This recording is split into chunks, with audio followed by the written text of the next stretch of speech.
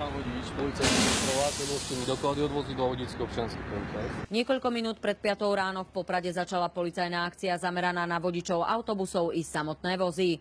Dobré ráno. Dobré ráno. Policajná kontrola predložím doklady potrebné vedenia práve. Dopravní obvodní policajti na viacerých miestach kontrolovali nielen doklady, ale aj stav vozidiel a každý vodič sa podrobil dýchovej skúške. Dopraváci pri kontrolách, ako sa hovorí, majú oči všade a tak si všimli aj chodca, ktorý sa rozhodol skrátiť si cestu mimo priechodu pre chodcov. Ten bol len pár metrov ďalej. Muž to policajtovi vysvetlil takto. A tu sú? Ste si pomýlil? Tak netreba si to myliť. Treba dbať na dopravné značenie aj na prechodu. Akcia zameraná na autobusy pokračovala ďalej. Tento voz mal počas jazdy otvorené dvere a na prednom skle mal námrazu. Policajt tak vodičovi nedovolil pokračovať v jazde. Nebudete mať to predné čelné sklo rozmrazené, ani na cestu vás nepustíme. Lebo to ani vy nevidíte a ohrozujete ostatných účastníkov cestnej premávky. A problém bol aj so smerovkou. Tu sa vodič pokúsil opraviť na mieste.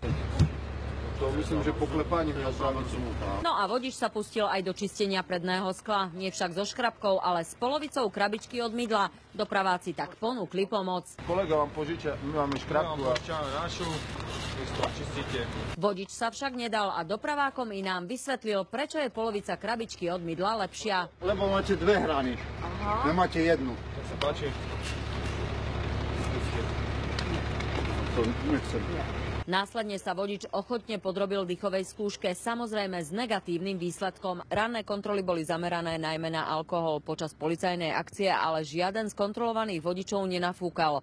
No v minulosti to nebolo vždy tak. Napríklad v Spišskom Bystrom zastavili vodiča autobusu, ktorý nafúkal vyše 1 promile, po ceste stihol aj havarovať, no pokračoval v jazde. Takú hodnotu mal v dýchu aj ďalší vodič, ktorý tiež viezol ľudí. No a popradským rekordérom je zatiaľ nepochybne muž riadiaci tento autobus. Prešiel celým mestom s ľuďmi, v autobuse takmer spadol z mosta a nafúkal približne 3 promile. No a práve kvôli takýmto vodičom budú aj v Poprade policajné kontroly pokračovať. Našťastie je mnoho zodpovedných vodičov a tí nad takýmto konaním len nechápavo krútia hlavami. Tu je kopu ľudí, tu je, nie som sám. Potom vyčitky svedomia by boli. Keď je to nezodpovedné isto. Lebo predsa ľudia sú v autobuse nie, jaký cement. Z Popradu Zuzana Pôjdincová, televízia Joj.